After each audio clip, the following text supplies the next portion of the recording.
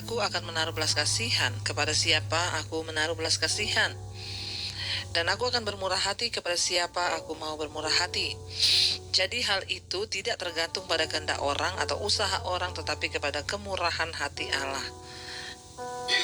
Ayat 17, sebab kitab suci berkata kepada Fir'aun, itulah sebabnya aku membangkitkan engkau, yaitu supaya aku memperlihatkan kuasaku di dalam engkau, dan supaya namaku dimasyurkan di seluruh bumi. Ayat 18, jadi ia menaruh belas kasihan kepada siapa yang dikehendakinya, dan ia menegarkan hati siapa yang dikehendakinya.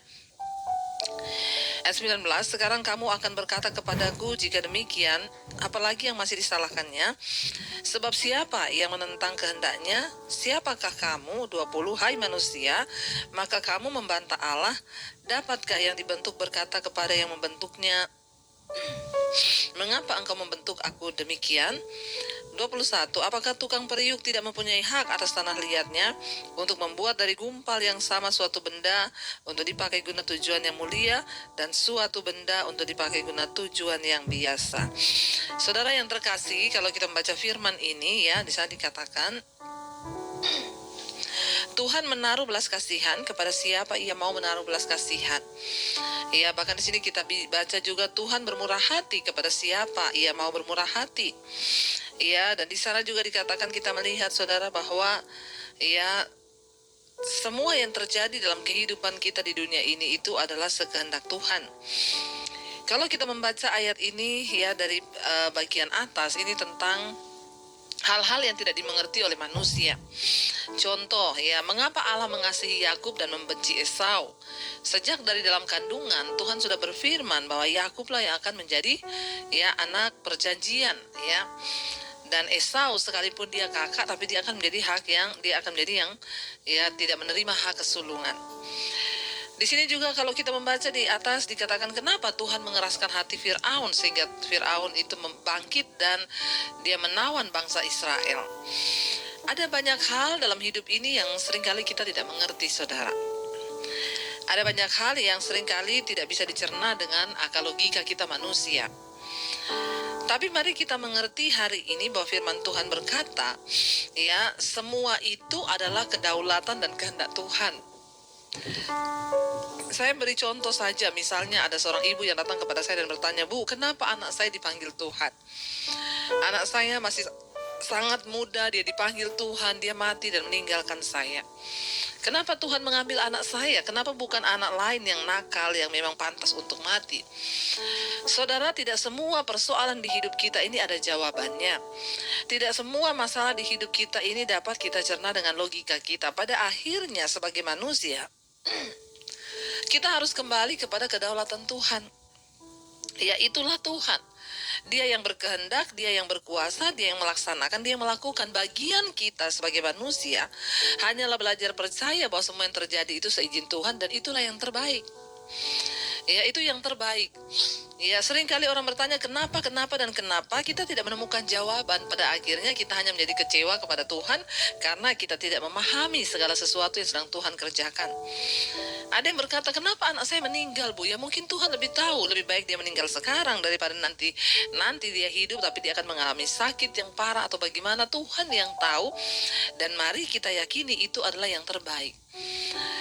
Waktu kita hanya bertanya, kita terus bertanya, kenapa, maka pada akhirnya kita ini hanya akan timbul satu sikap yang berbantahan dengan Tuhan. Ya, sehingga ayat ini berkata, ya, Roma 9 ayat 20, di sana dikatakan, siapakah kamu, hai manusia, maka kamu membantah Allah. Dapatkah ya yang dibentuk berkata kepada yang membentuknya, mengapa engkau membentuk aku demikian? Ya, siapa yang dapat menyalahkan Tuhan dalam segala keputusannya? Siapa yang akan menentang dia? Ya, sekali lagi ya, mari kita menyadari pikiran kita, otak kita, logika kita ini terlalu sempit untuk memahami Tuhan yang begitu besar. Karena itu bagian kita hanyalah mari kita sungguh-sungguh menyadari bahwa ya apa yang dikerjakan Tuhan dalam hidup kita itulah yang terbaik, saudara. Mungkin kita merasa ada banyak ketidakadilan. Mungkin kita merasa ya apa yang Tuhan putuskan itu tidak sesuai dengan yang kita harapkan. Bahkan ada begitu banyak penolakan dari hati kita yang mungkin merasa ya Tuhan tidak adil. Tapi mari kita menyadari bahwa kita ini hanyalah ciptaan, bahwa kita ini hanyalah ya tidak ada apa-apanya dibanding Tuhan. Jangan pernah menyalahkan Tuhan ya, dan jangan berbantah dengan Dia, saudara. Dikatakan ya, sekarang kamu akan berkata kepadaku, jika demikian apalagi yang masih disalahkannya, sebab siapa yang akan menentang kehendaknya. Kita mutlak harus menerima kehendak Tuhan. Apapun yang terjadi di hidup ini, itulah keputusan Tuhan. Ada banyak hal juga yang tidak bisa kita selami dengan logika kita. Ada banyak hal yang tidak dapat kita kendalikan dengan kekuatan kita. Pada akhirnya yang terbaik hanyalah bersyukur dengan apa yang sudah Tuhan izinkan terjadi. Ya, dapatkah orang berkata, dapatkah yang dibentuk berkata kepada yang membentuk, mengapa engkau membentuk aku seperti ini? Ya, apakah tukang periuk tidak mempunyai hak atas tanah liatnya untuk membuat dari gumpalan yang satu menjadi bentuk yang seperti ini, gumpalan yang satu menjadi yang seperti sana? Mari kita menyadari, saudara, bahwa kita tidak punya hak bahkan atas hidup kita, semua adalah milik Tuhan. Dan kita perlu belajar yang namanya berserah. Saya mau berkata kepada saudara hari ini yang mungkin engkau sedang tidak mengerti apa yang terjadi dengan hidupmu.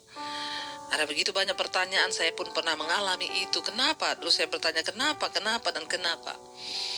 Ya, kenapa saya harus diusir dari keluarga saya? Karena saya menerima Yesus. Kenapa begini, kenapa begitu? Tapi ketika hari ini saya mengerti, ternyata itulah yang terbaik bagi saya. Karena saya tidak akan pernah menjadi seperti ini kalau saya tidak melalui masa-masa sulit yang bahkan saya tidak bisa mengerti. Saudara, ya, saya mau berkata hari ini lebih baik belajar menerima keadaan. Lebih baik kita belajar menerima kenyataan hidup ya, dan mempercayai Tuhan dan kehendaknya, dibanding kita hanya bertanya kenapa. Saya berdoa supaya kita semua belajar yang namanya berserah. Jangan berbantah dengan Tuhan, karena Dialah yang memegang kendali atas hidup kita, karena Dialah yang berdaulat atas hidup kita. Mari kita mau tundukkan kepala, ya, kita mau berdoa, kita percaya bahwa semua yang Tuhan izinkan terjadi itulah yang terbaik.